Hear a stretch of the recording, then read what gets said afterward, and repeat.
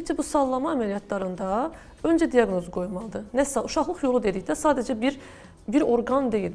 Uşaqlıq yolunun önündə sidik hissəsi var, arxasında düz bağırsaq var, yuxarıda uşaqlıq yolu var və çox vaxt bu sallanmalar bərabərində olur və sallanma ilə yanaşı mütəmmələn doğuşlara bağlı, çətin doğuşlara bağlı orada deformasiya, yırtılma, genişlənmə bir sürü problemlər olur və burada sadəcə bir əməliyyat, bir sallanan orqanı olmadığı üçün əməliyyatın həcmi də böyüyür.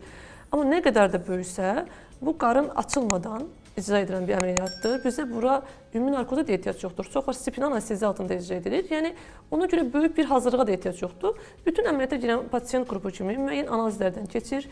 Rentgenografiya olsun, ağciyər rentgenografiyası olsun, elektrokardioqram olsun, yəni əməliyyata standart paketlərdən keçir.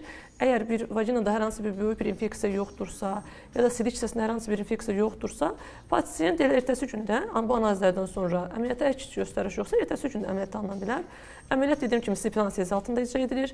Dediyimiz kimi o sallanan toxumalar bir-bir hamısı yerinə qaytarılır və orada fasiya əzələ defekti bərpa edilir.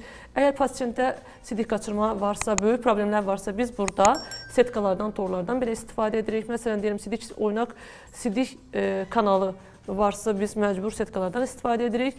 Və pasiyentlər çox vaxt elə bunun üzərinə bərabər vaginoplastika da istəyir, üzərinə vaginoplastika edirik və bu qədər əməliyyat cəmi maksimum, yəni şəxsən öz Ece Hospital ekibi olaraq deyirəm, bizdə 1 saat, 1 saat yarım davam edir.